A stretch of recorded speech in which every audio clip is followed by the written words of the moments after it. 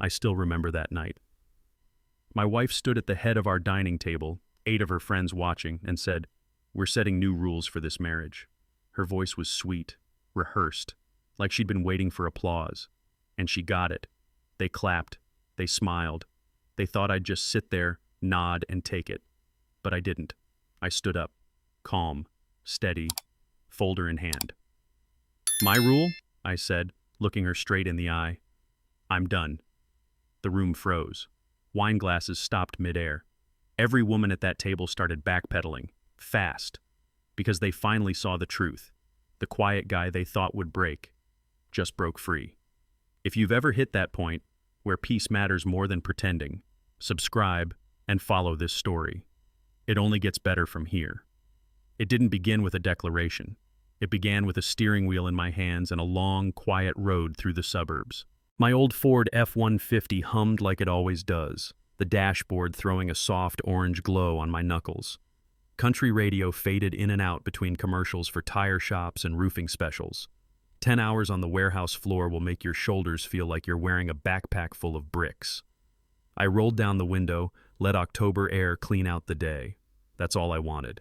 A hot shower, a simple dinner, maybe a slice of store-bought cake with too much frosting. Nothing fancy, just peace. But halfway down Maple Grove, the hair on my arm stood up. No traffic, no reason, just a feeling, like walking into a room where the conversation stops. I couldn't name it yet, but my gut did. Tonight wasn't going to be normal. Tonight was going to test me. I turned onto our street, the one with flags on porches and basketball hoops that never move. Porch light on, curtains cracked, the kind of picture you put on a real estate flyer. I killed the engine, grabbed the small bag with a 6-pack, and let the silence sit for one more breath. When I opened the door, the first thing I heard wasn't "Happy Birthday." It was laughter, bright, a little too sharp, from the dining room. The cake sat there, untouched, candles still in the plastic sleeve, like a prop waiting for its cue. I set the 6-pack in the fridge and twisted a cap off a cold one. You know that feeling when a room sizes you up? 8 pairs of eyes did that in a single sweep. Vanessa stood at the head of the table, that camera-ready smile she saves for Instagram. And around her, I caught it, the look friends share when they've already picked a side. Not mine. Vanessa cleared her throat like a teacher calling class to order. "So," she said, loud enough to reach the hallway, "I've been thinking." That's how big conversations start in our house, like she's been writing them in her head for weeks. Phone in hand, bullet points ready. Rule 1. I now ask permission before making plans with my friends. Rule 2. I do more chores without being asked, because a good husband should just know. Rule 3. Contribute more money, because apparently the math in our home doesn't add up unless she says it does. Her friends nodded on cue, like they'd rehearsed this speech on the ride over. I took a pull from the bottle, tasted lime and glass, and set it down before my hand tightened. There's a point where a man can feel his respect slipping through the floorboards. I felt mine sliding. I could have argued right there. I didn't.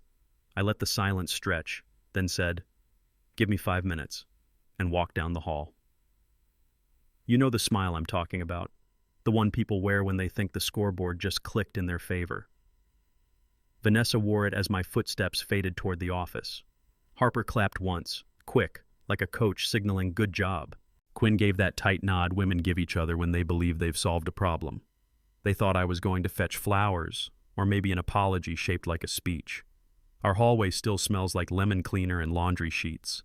Halfway down, I paused under the family photos, vacations, Christmas sweaters, the version of us that lived better on paper. I could hear chairs shift, whispers simmer. "What's he doing?" someone asked. "He'll come around," Vanessa said, and that smile followed me like perfume. In my office, the lamp lit a small island of order, metal cabinet, labeled folders, a pen laid perfectly across a legal pad. If they wanted rules, I had something better, proof. I grabbed the 3rd drawer and pulled. The cabinet slid open with that low, honest scrape old metal makes.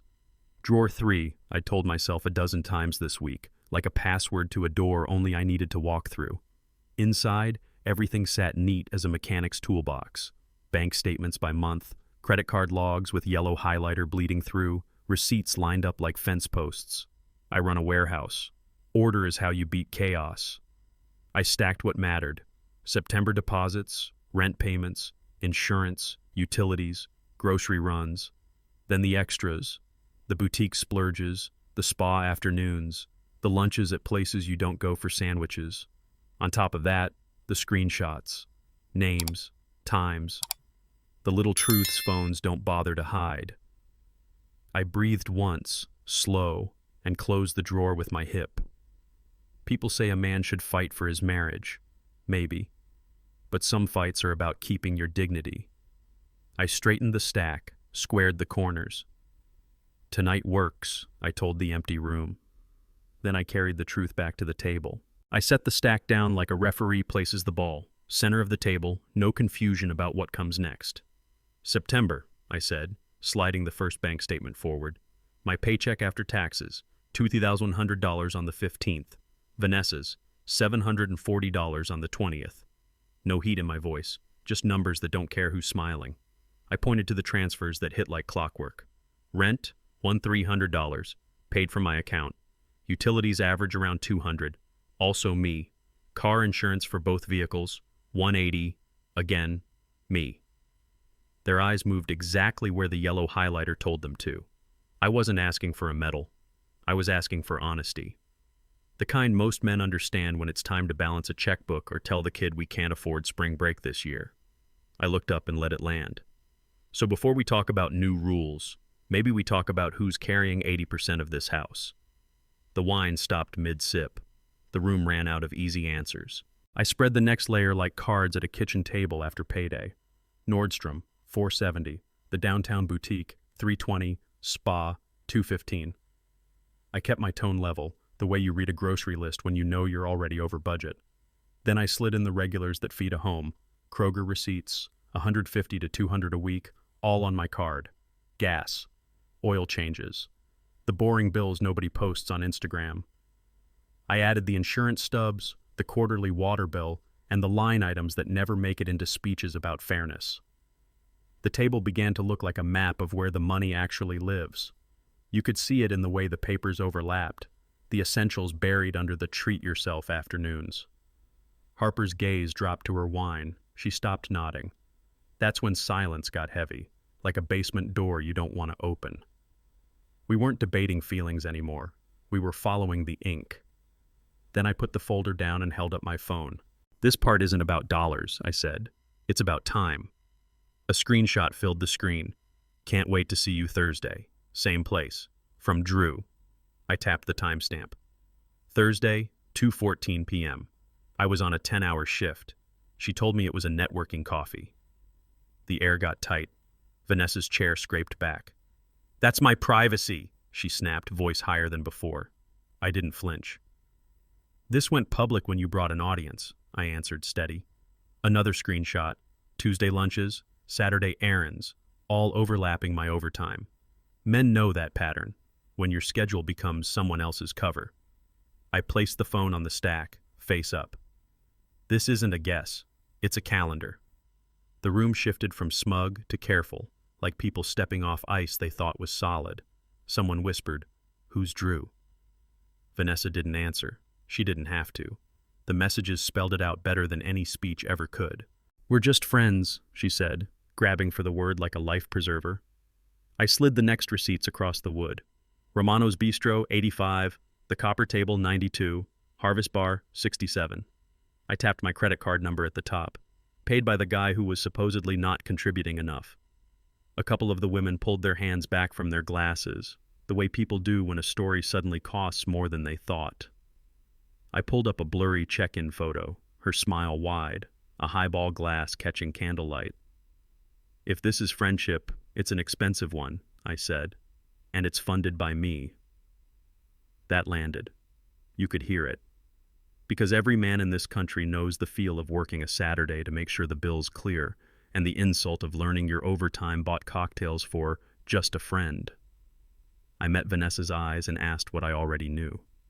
"You used my money to wine and dine your friend?" The word friend hung there like a dare. I took a breath and reached for the last stack. printouts of group chats and posts, the prettier version of me that had been touring her circle for months. "Here's the story you told," I said. "That I forbid a new couch.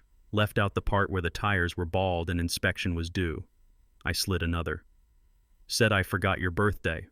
Left out the double shift to cover for a coworker's kid in the hospital and the $160 dinner that weekend." Each sheet revealed a familiar trick. Keep the drama, cut the context. I wasn't defending my pride to strangers. I was showing a room what honesty costs when it's chopped into sound bites. The nods around the table changed shape, from agreement to doubt, from doubt to unease. Harper's jaw tightened. Quinn's thumb hovered over her phone, scrolling back through memories that suddenly didn't match. That's when the crowd effect shifted. The audience stopped cheering the performance and started watching the truth. And because truth works best when it's simple, I ended with one page. I laid it on the wood like a dealer sliding the last card. "Consultation summary," I said. My attorney's letterhead at the top, dates highlighted, steps numbered, file Friday, serve Monday, 30 days to move out.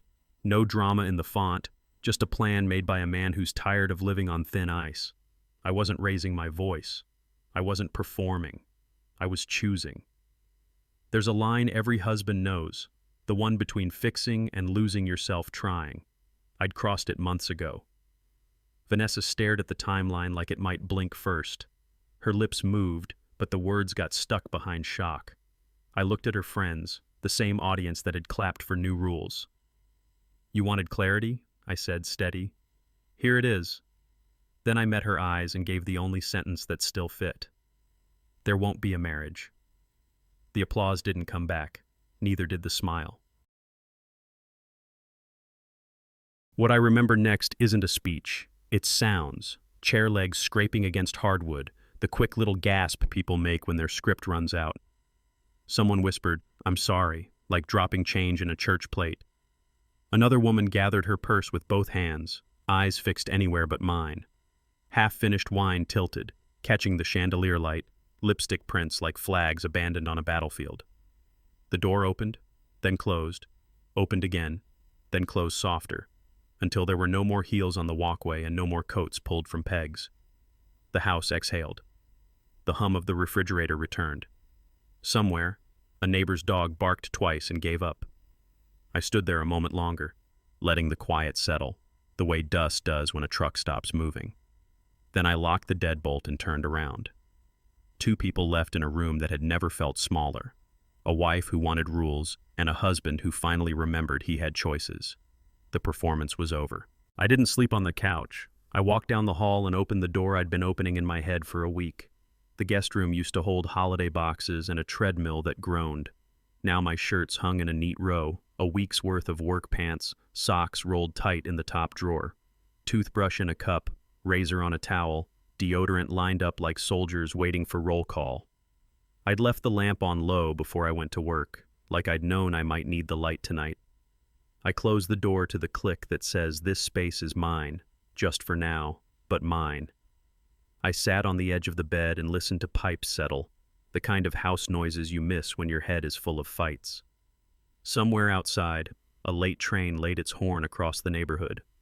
I smiled, dark and tired and free in a way I hadn't felt in years. Happy birthday to me. Morning came like it always does, through the blinds, across the carpet, onto my boots. Coffee grounds, kettle hiss, the ritual that turns a kitchen into a compass. My phone lit up on the counter. 17 missed calls, 34 texts, the notifications stacking like unpaid bills. Apologies, accusations, promises, all the usual colors of a mess pretending to be a rainbow. I took my mug to the window and watched the street wake up. A jogger in a hoodie, a school bus yawning to a stop, a dad wrestling a backpack zipper on the porch. Normal. That's all I wanted. Not victory, not revenge, just quiet that didn't feel like punishment. The phone buzzed again. I turned it face down and let the world be simple for one cup. Men know this move, the one where you choose your peace over the ping. It's not cold. It's survival. I rinsed the mug, grabbed my keys, and left the house without answering a single word. The warehouse greeted me with the music I trust, forklift beeps, pallet wrap crackling, steel shelves talking in little clicks. Guys nodded the way men do, chin up, then down. No questions, just, "Morning, man." I stacked orders, printed labels, lost myself in the math of boxes and weight and space. Work is simple when you respect it. Around lunch, my phone buzzed from the locker. Unknown number. I let it hit voicemail, then buzz again, then a third time. I answered. "This is Paige from Sunset Property Management. Your wife called about breaking the lease early. Are you both planning to vacate?" I could have laughed. "No," I said. "Just her.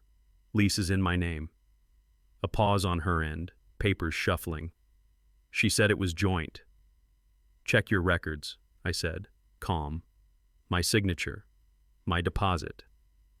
I hung up and leaned against the cool cinder block, letting the relief move through me like a breeze in a hot shop. Then I texted my attorney. "She's already pushing. Let's move faster."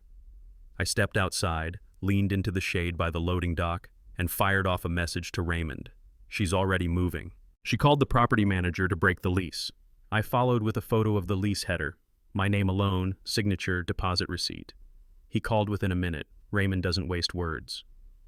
"You have the deed, the lease, and the paper trail," he said. "We'll tighten the timeline." I laid it out quick, like calling audibles at the line. File date, service date, 30-day move-out. "She's testing doors," I said, watching a forklift glide past. "I want them locked." Papers shuffled on his end. Printers always sound like decision machines. "Copy. I'll draft a note to the property manager and push filings," he said. "You'll get a packet by end of day." My shoulders dropped an inch. "One more thing," I added. "If she calls again about the lease, I want you looped." He didn't hesitate. "We'll expedite." That's the sentence a tired man can stand on. That night, the house felt like a bus stop after the last route. She sat on the couch with tissues balled in her fist. "Counseling," she said, voice small. "I found a therapist with Wednesday openings." I stood in the doorway and counted to 5 the way you do when a pipe might burst.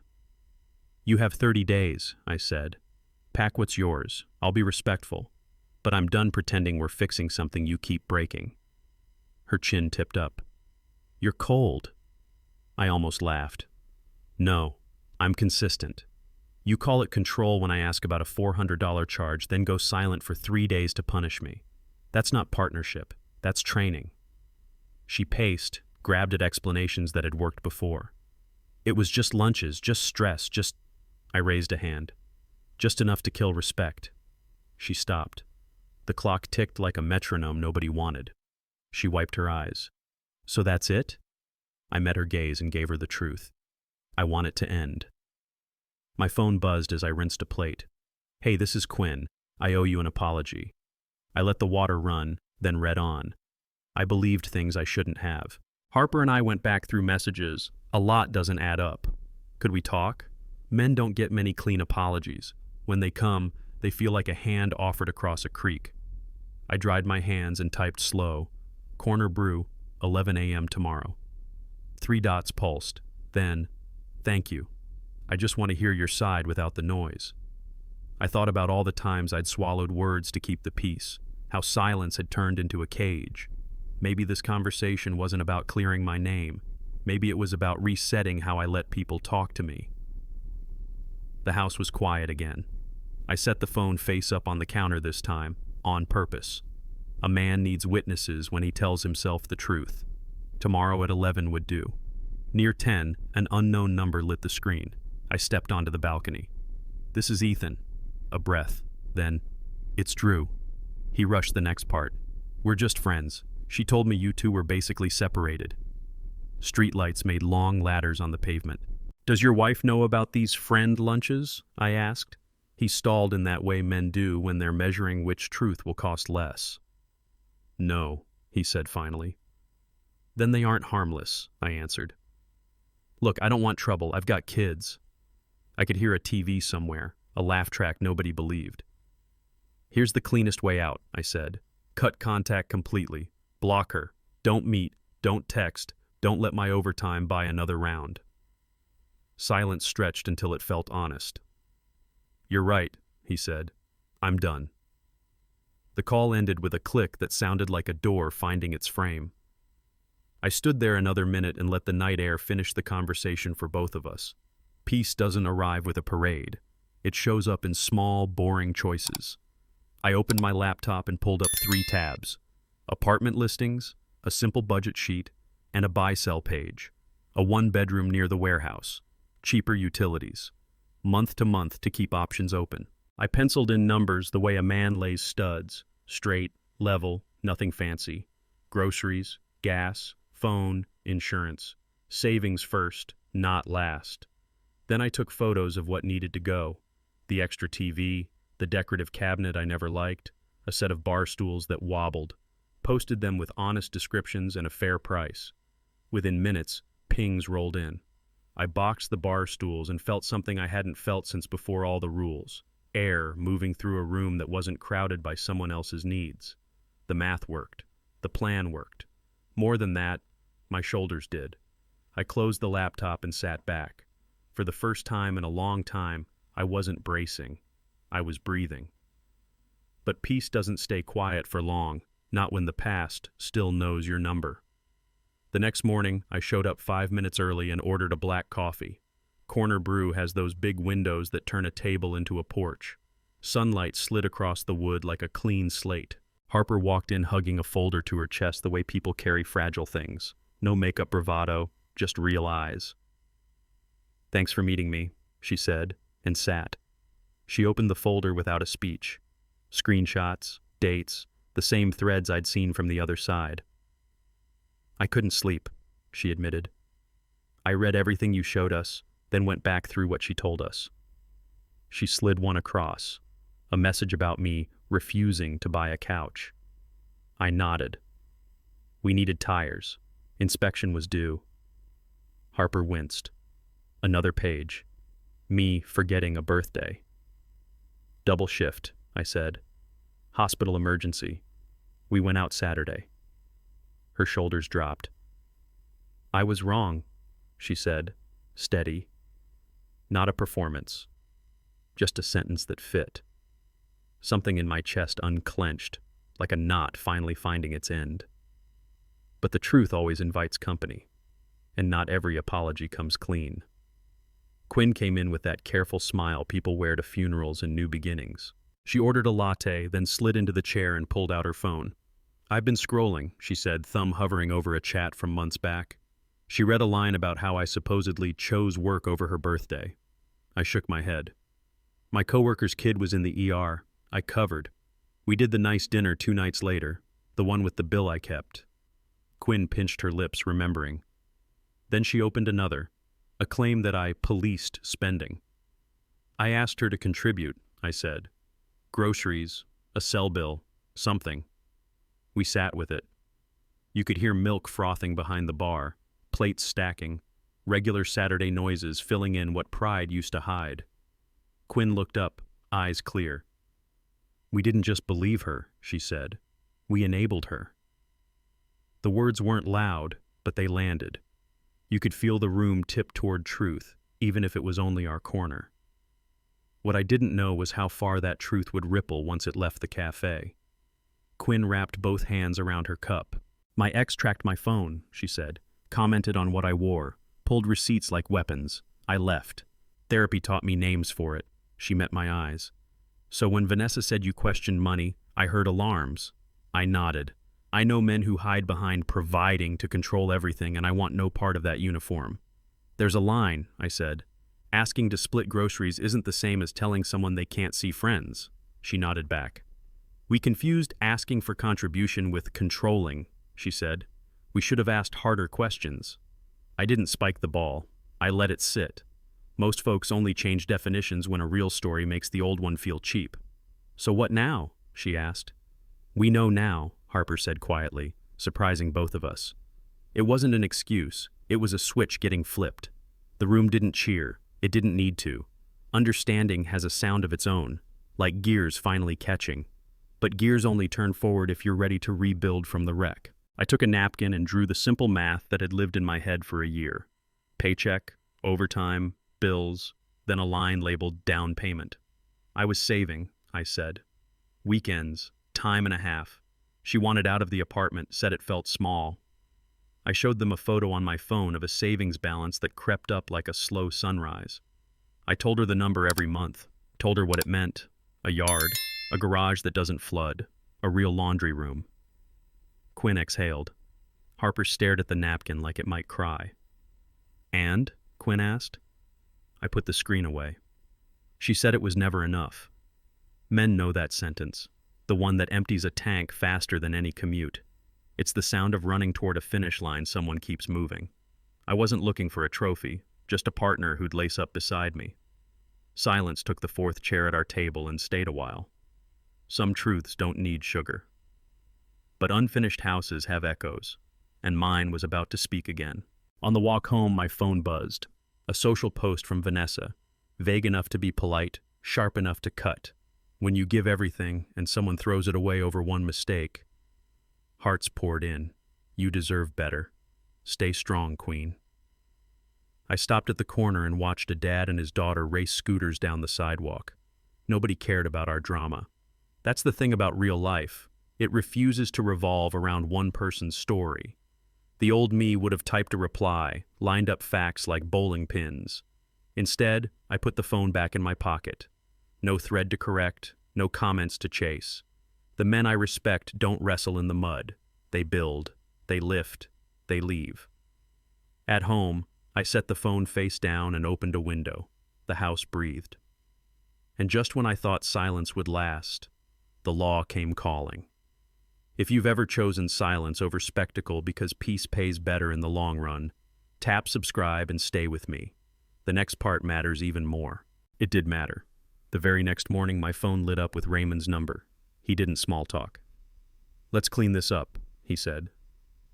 We walked through the paper trail like men checking rafters, the inheritance from my uncle that seeded the apartment, the deed and mortgage with my name alone, every check written from my account. He paused, then gave me the line I didn't know I'd been waiting to hear. "Under state law, that's separate property. She has no claim." The words landed like a floor joist locking into place. Not a victory dance, not a jab, just structure, finally holding.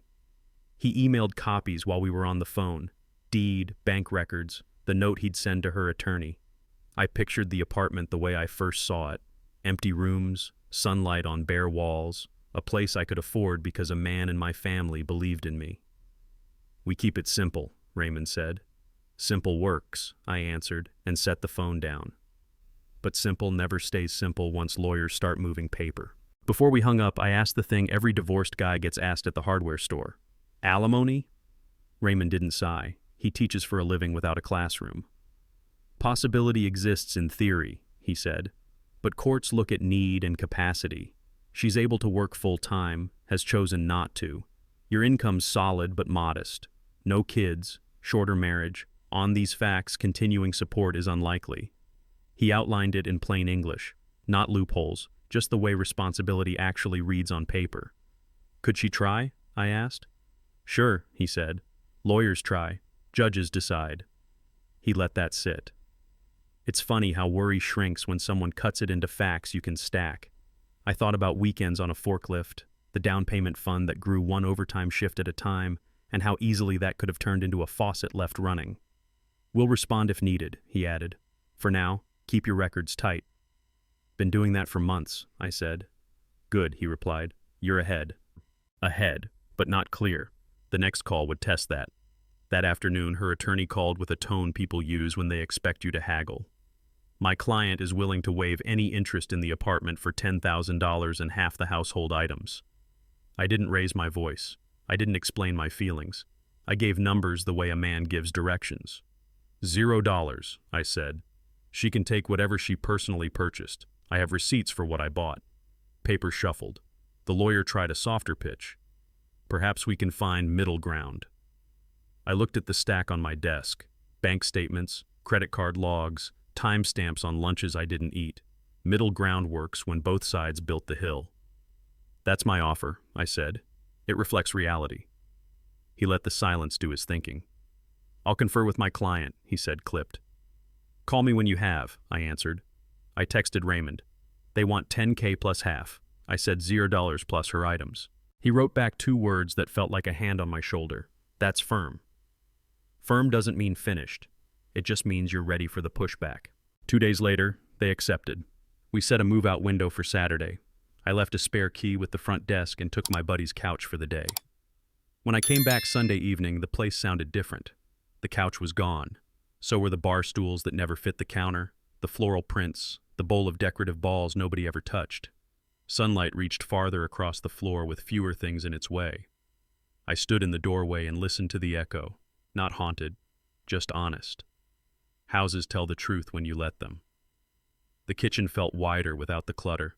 The bedroom looked like it remembered how to rest. I opened the fridge, grabbed a water, and leaned against the counter. There's a clean emptiness a man has to learn to trust. Not loneliness, but room. Room to think, room to decide. I walked the rooms once, slow, hand on the wall like I was thanking a horse. Then I sat on the floor. Dinner was a large pepperoni and a cold beer, eaten cross-legged on hardwood that needed refinishing. The box warmed my knees. The TV sat on a crate. It felt like moving day and graduation day had a kid. I took a bite and listened to nothing in particular. A car passing, a neighbor's laugh, pipes settling.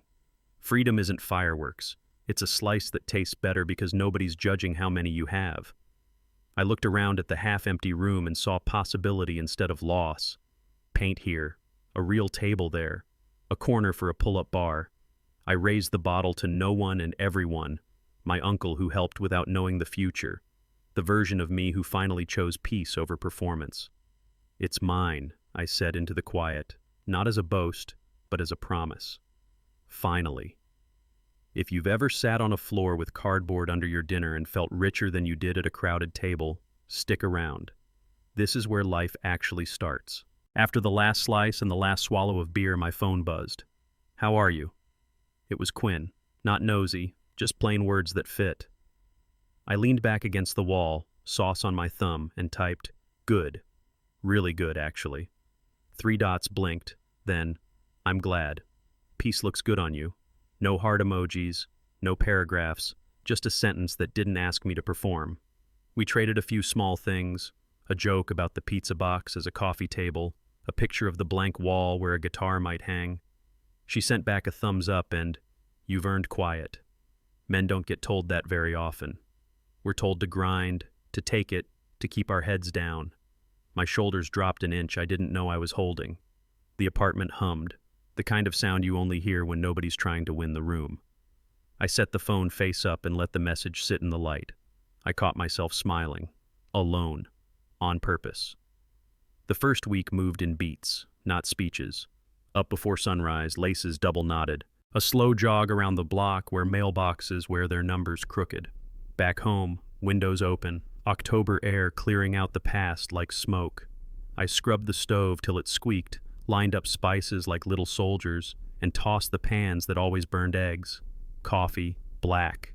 Dishes washed right away, not to prove a point, just because a clean counter calms a man down.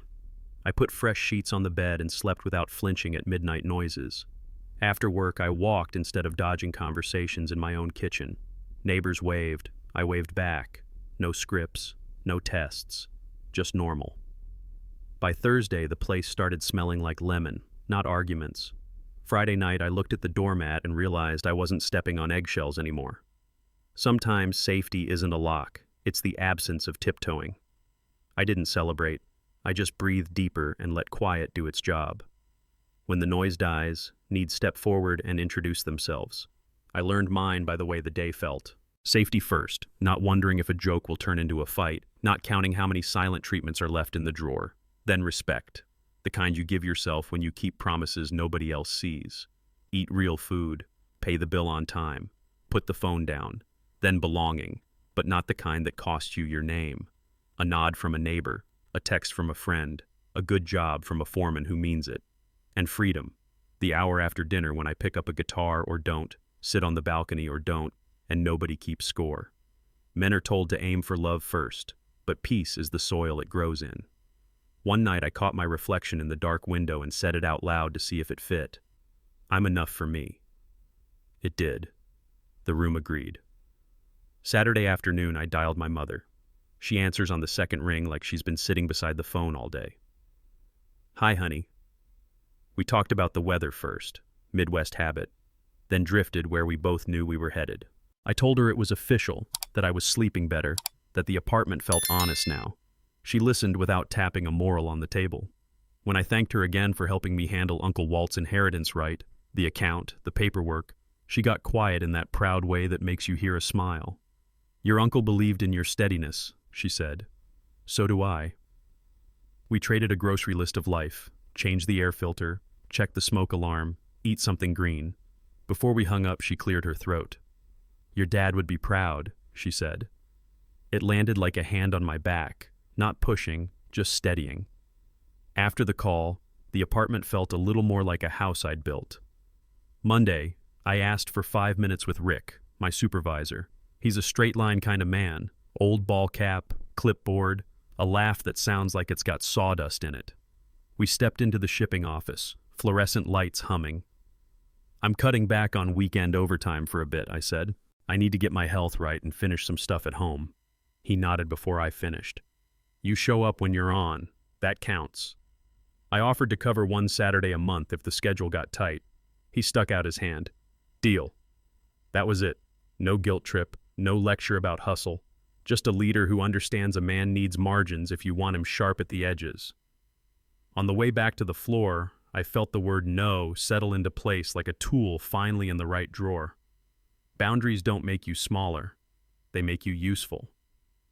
I clocked in, pulled on my gloves, and got back to honest work. After that talk with Rick, I cleared a corner by the window and rolled out a mat. 2 dumbbells from a garage sale, a pull-up bar in the doorway, a cheap jump rope that whistles if you get the rhythm right. 3 days a week, no hero stuff. Presses, rows, squats, push-ups. 25 minutes where the only thing that argues with me is the weight. Sweat hit the mat and the old floorboards took it like rain. I tracked nothing but consistency. Monday, Wednesday, Friday. Protein, water, bed by 10. By the end of week 2, my sleep got heavier, not the kind you collapse into, the kind you earn.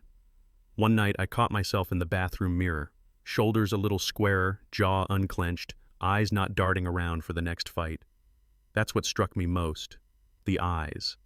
They didn't look like a man dodging moods. They looked like a man steering his own ship. I wiped the glass with a towel and didn't look away. On a quiet Sunday, I pulled the acoustic from the closet. Dust came off like old stories. I sat on the floor, tuned by ear, and let my fingers find GCD like they were neighborhoods I hadn't visited since my 20s. The tips burned fast. Softness is what you grow when you stop using something. I played through it. 10 minutes turned to 40. A riff I used to mumble finally sat still in my hands. I looped it until the room learned the notes, then stitched a simple walk-up between the chords. It wasn't pretty yet, but it was mine. I looked down and saw the first hint of callus pushing through, rough as a promise kept. That's how healing works for men like me, not fireworks, friction. You push against what hurt and let the skin change shape. When the riff finally held from start to finish, I laughed out loud. Not loud enough for the neighbors, just enough for the walls to remember me. The guitar was still in my lap when the phone buzzed. Can we talk like adults? Then a longer one. You're being cold. I'm willing to work on things. Then the classic. I can change. I let the screen glow out on its own. The old me would have drafted a measured response lined with facts, angles, and exits. The new me knew better. Grown conversation needs 2 things, truth and respect. We had run out of both. I set the guitar down and walked to the kitchen for water. The phone buzzed again. Apology mixed with accusation, promise braided with threat, the usual knot. I didn't tug it. Doors don't stay shut because you yell at them. They stay shut because you turned the lock and walked away. I put the phone on Do Not Disturb, turned off the lamp, and let the room go dark on purpose. Sometimes the strongest sentence a man can write is the one he never sends. The next afternoon, Harper texted. We're cleaning our group chat, she wrote, deleting the drama, owning what we did. I'm sorry. A second bubble, a screenshot of a message she posted to the thread, not performative, just clear. We believed without asking hard questions. That's on us. I felt my jaw unclench. You don't need the world to apologize. Sometimes one person doing it right is enough. We met for 5 minutes outside Corner Brew. No folder this time. She looked regular, no makeup armor. We had a habit of blaming men for everything, she said, shrugging in a way that let the truth sit between us. It kept us from seeing people as they are. I nodded. I wasn't there to rub it in. Thank you, I said. 2 words, no garnish. She exhaled, laughed once and said, "We're trying to grow up." We shook hands, the kind you hold for a second longer because it means something. I walked home lighter by a few pounds you can't see. That evening, Quinn called instead of texting. "Is this okay?" she asked. "Talking?" I stepped onto the balcony. "Yeah." She told me about 2 years of learning to trust simple things, being believed the first time, arguments that didn't turn into trials, a man who listened without keeping score. Therapy had given her names for bad patterns, but time gave her exits. "I used to see red flags everywhere," she said. "After my ex, I thought control wore a flannel and a wedding band." She paused. "Now I look for respect." It changed everything. Streetlights clicked on one by one like someone laying down a path. We didn't flirt. We didn't promise. We just talked like adults who knew the cost of pretending. Before we hung up, she said, "You're not cold, Ethan. You're clear." The word landed better than kind ever did. When the call ended, I stood there a minute, hands on the railing, and let that sentence settle where my doubt used to live. After that call, Quinn texted once more. "Short coffee, 10 minutes, no pressure." I stared at the message the way you look at a road you've driven 100 times, wondering if it feels different now. 10 minutes I could do. We met at the corner shop where nobody knows our story, sat by the window with 2 plain cups and no script. We talked like neighbors, work, sleep, the way October makes a street look honest. No fishing for praise, no digging for blame. When she asked how I was really doing, I said, "Better when it's quiet." She nodded. "Same." We didn't trade promises. We traded weather and the names of bands that still sound good in a truck. When the 10 minutes were up, we stood at the same time without awkward choreography. "Take care," she said. "You too," I answered. The relief wasn't fireworks. It was the feel of 2 adults not trying to fix each other. That calm stayed with me the whole walk home. Back at the apartment, I made a different kind of checklist. Cut the authorized card, changed the bank passwords, 2-factor on everything. I opened a fresh notebook and wrote budget on the first line, not the kind that scolds you, the kind that tells you the truth. Rent, utilities, groceries, truck insurance, savings first, then the rest. I canceled subscriptions I never chose and kept the ones that make the week work. Drawer by drawer, I sorted papers until the stack shrank down to what mattered. When I closed the laptop, the room felt lighter by a weight you can't see, like fixing a slow leak that's been stealing miles from every tank. I stood at the window with a glass of water and said it out loud because saying it makes it real. No more leaks. Men know that feeling, when the drip stops and the silence sounds like money you get to keep. It wasn't about control, it was about respect, for the work, for myself. A week later, Connor mentioned it in the easy way guys pass along weather. Heard Drew's wife filed. The words didn't taste sweet, they just sat there. Innocent lunches hadn't survived the sunlight. I thought about his kids, about the way a house sounds when the routine breaks, shoes that don't sit by the door anymore, a TV that keeps playing to make up for missing voices. I didn't post, I didn't text, I just let the fact be a fact. You don't grow by keeping score on someone else's crash. You grow by driving your lane without swerving. I took a longer route home, rolled the window down, and let cold air scrub the last of the what-ifs. If anything, the news made me more certain I'd chosen the right road. Not because he fell, but because I finally stopped standing where I could be pushed. I said a quiet prayer for the kids and went inside. Dinner isn't heroic, but it keeps a man steady. Time did what time does. Word got around that Vanessa took a full-time retail job. Her social feeds slowed down. The circle that cheered new rules went quiet or drifted. That's not my victory, that's gravity. You spend long enough telling a story that doesn't match the receipts, and people step back to see the picture without the frame. On a Saturday, I saw her across the parking lot, arms full of boxes, hair pulled back, moving with the kind of purpose bills teach. We didn't speak. I didn't feel anger. Just that simple understanding life pays in exact change. Choices collect interest. So do apologies.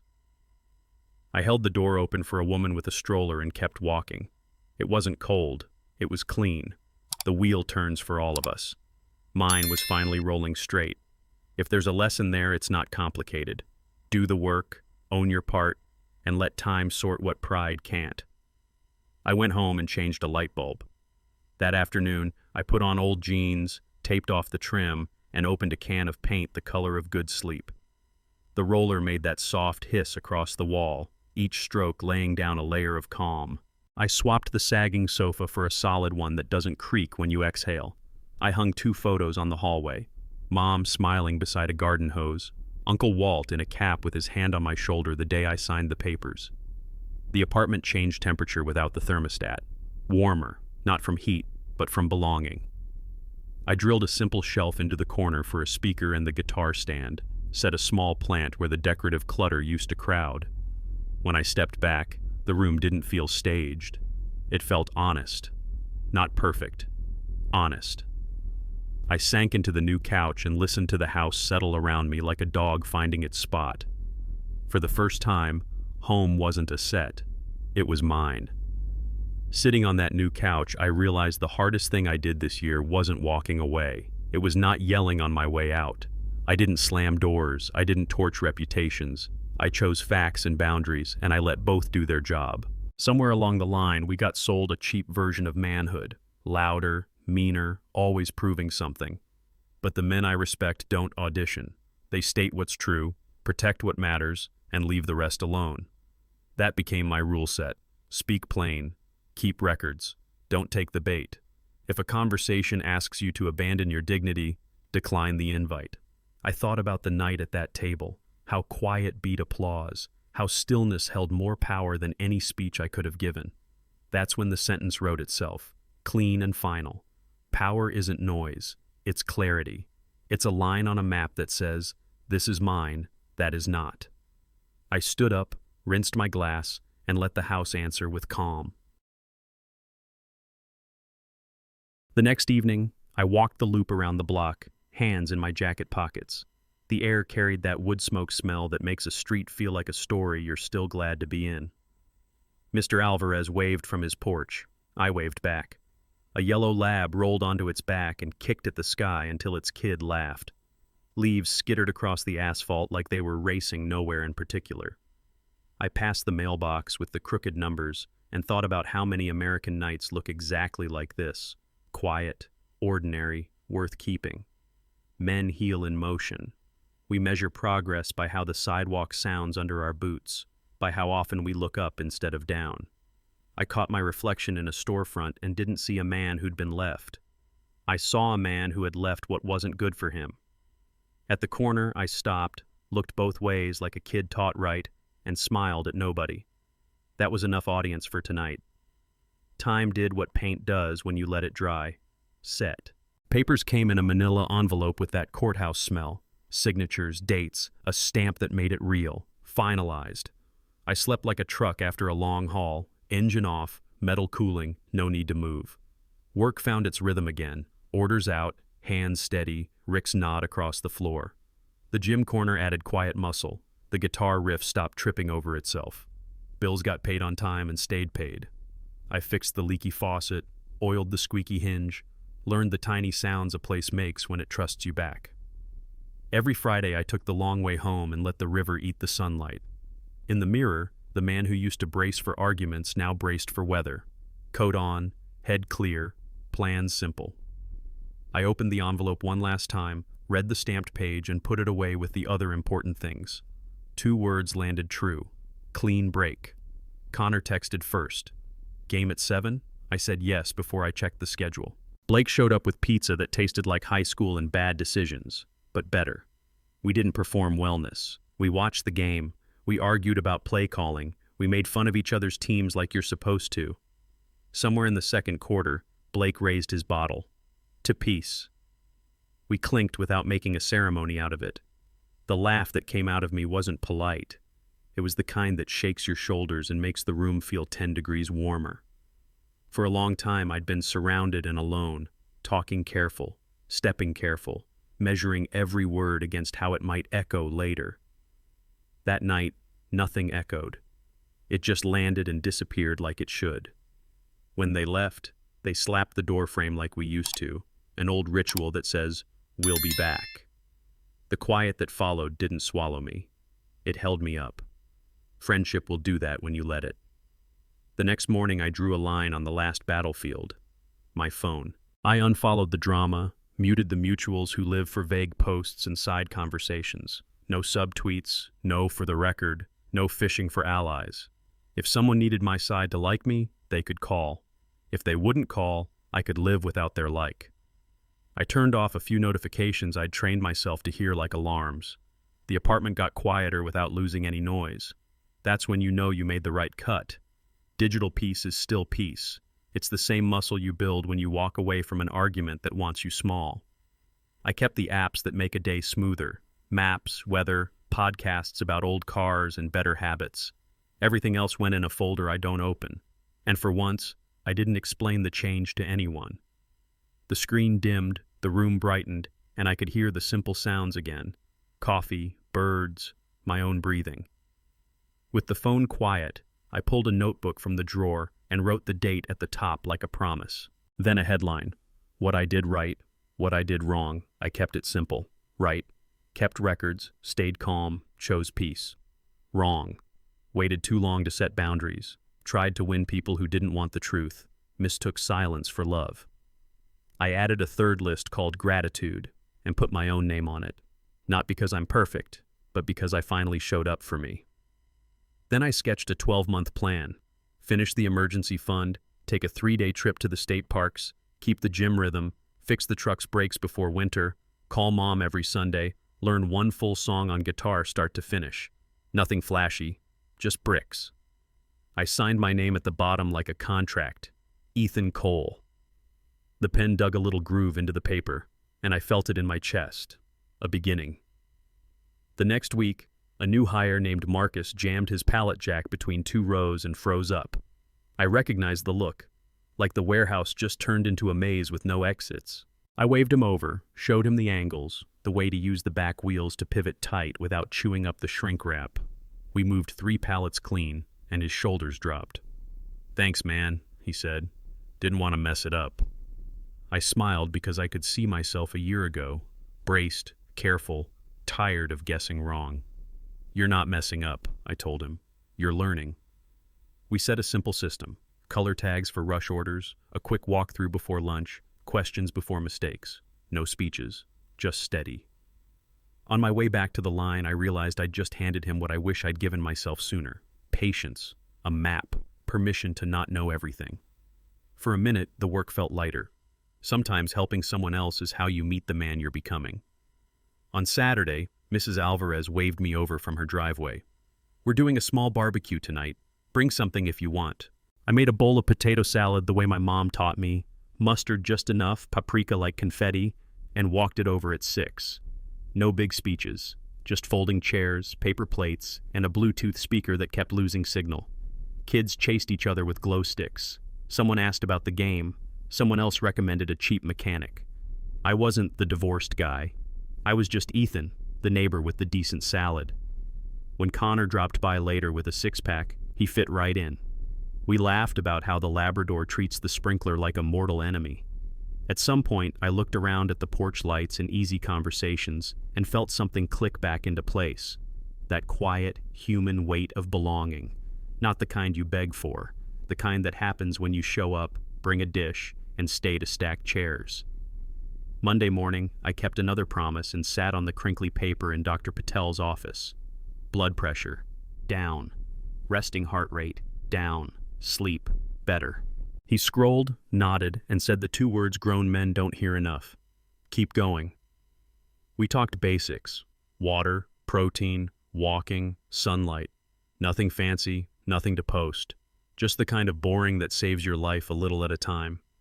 I realized on that table that safety isn't only locks and deadbolts. It's a body that trusts you again. It's a heart that doesn't sprint every time a phone lights up. On the way out, I scheduled the next appointment before I could talk myself out of it. I picked up groceries, eggs, chicken, apples, and skip the aisle where I make dumb midnight choices.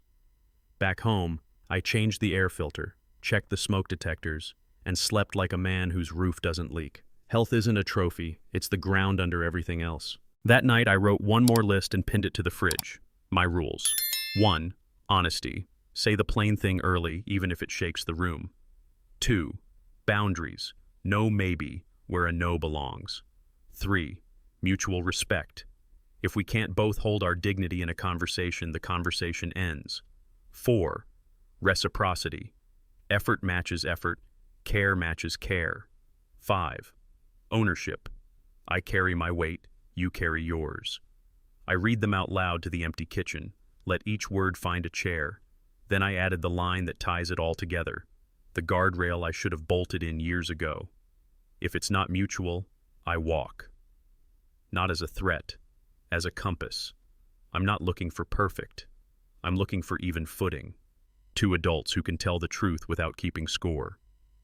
I stuck the paper under a magnet shaped like a little truck and turned out the light. The rules didn't make me harder. They made me clear. The rules on the fridge didn't change the world, but they changed the way I moved through it.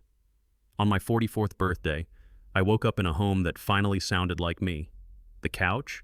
Solid, no squeak. The table? Real wood that takes a coffee ring without complaining. My little gym in the corner, dumbbells, pull-up bar, mat rolled tight, waited like a promise I keep. The guitar leaned against the wall, not hiding in a closet, strings in tune and ready. I grilled a steak on a pan that isn't meant to be pretty. Butter, salt, done. No candles, no speeches, just a plate and a chair that doesn't wobble. I stepped onto the balcony with a cold drink and watched the city exhale into evening. Porch lights blinked on, a train rumbled low, somebody yelled "Happy Birthday" down the block to someone else. I didn't need it said to me. I already felt it. I leaned on the rail and let it land, grown, steady, free. Around 7, Connor knocked with that rhythm only he uses. Blake followed, talking about a trade like it was a national emergency, pizza boxes stacked like blueprints for a good night. We didn't do therapy. We did chips and bad predictions. The TV threw light over the room. The couch took the hit like a champ. Nobody asked about Vanessa. Nobody needed the recap. In the second quarter, Blake missed an easy bottle-to-bottle clink and called a redo. Set the tone. No nonsense this season. We held the bottles up and clicked them just right. The laugh that came out of me wasn't careful or quiet. It shook something loose, the way a good stretch does after a long drive. We yelled at a busted coverage like we could fix it from my living room and argued about whether wings need ranch like it matters. It does. When they left, they slapped the door frame. Old habit, new meaning. I stood there smiling like a man who finally gets the joke. After the game, I answered 2 work emails, paid the water bill, and shut the laptop like closing a toolbox. A number I didn't recognize buzzed twice. I blocked it without ceremony. The kitchen light clicked off, the kind of sound you don't notice until you start counting little victories. I pulled a last beer from the fridge and stood at the sink, the cool bottle sweating into my palm. The apartment didn't hum to fill a silence. It just rested. I checked the lock, slid the window an inch to let in October, and set my phone face down on the counter. No last scroll, no fishing expedition for trouble. I took the beer to the balcony, watched one car roll a stop sign, and listened to the wind make a soft flag out of the curtain. When I came back in, I left a single lamp on. Not for fear, for calm. I sat on the edge of the bed and said it out loud so it would stick. Silence feels right. She wanted control. I found peace. That's the whole arc if you strip away the noise, tell the truth, set the line, keep your dignity. I didn't win by shouting. I won by walking. Respect isn't something you demand. It's what remains when you stop negotiating with disrespect. Honesty isn't a weapon, it's a light. And boundaries? They're not walls. They're doors you choose to close so better ones can open. I'm not promising a movie ending, just a steady life.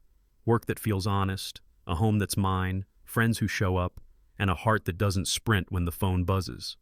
If you've been where I was and found your way back, drop one word in the comments. Freedom. Then choose, right now, keep peace or repeat chaos. And if this story hits something true in you, subscribe and stay with me. We've got more to build. Title callback. One last time, so it sticks. Wife declared new rules. I declared a new life.